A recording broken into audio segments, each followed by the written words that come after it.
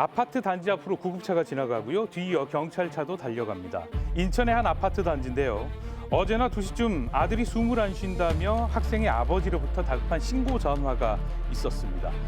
구급대원들이 현장에 도착했을 때 이미 호흡과 맥박이 없던 아이는 심정지 상태로 병원으로 옮겨졌지만 숨졌고요.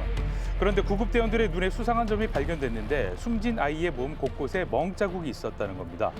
즉시 학대 의심 신고를 했고요. 경찰은 곧바로 친아버지와 의붓 어머니를 체포했습니다.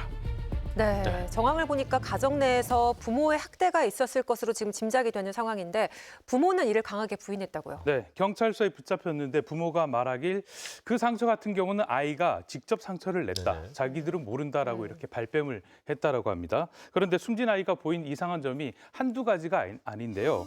주변 이웃들에게 물어보니까 평소 엄마에게 극존칭을 썼다. 또 두 동생들과 친형제처럼 보이지 않고 이 아이만 겉돌더라라는 증언들이 있었습니다. 또 이상한 점은 숨진 아이의 학교 출석 일수인데요. 지난해 11월 말부터 학교에 나가지 않아서 장기 결석자로 관리 대상에 올랐고요. 선생님이 부모에게 학년 진급을 해야 하니 꼭 학교에 나오라고 얘기했지만 부모는 유학을 준비하고 있고 아이는 홈스쿨링을 하겠다라고 답했다고 합니다. 결정적으로 아이의 1차 부검에서 다발성 손상이 드러나면서 결국 부모는 훈육을 위해 때린 사실이 있다며 혐의 일부를 인정했습니다.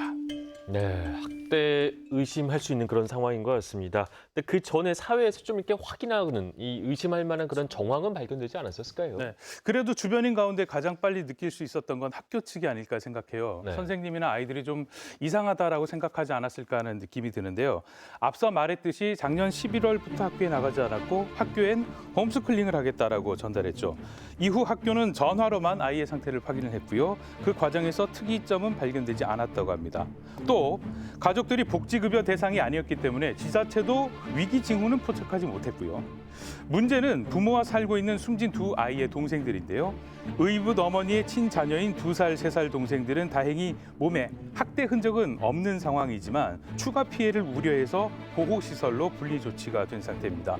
이후 경찰은 추가로 학대 정황이 있는지 꼼꼼하게 수사하겠다고 덧붙였습니다.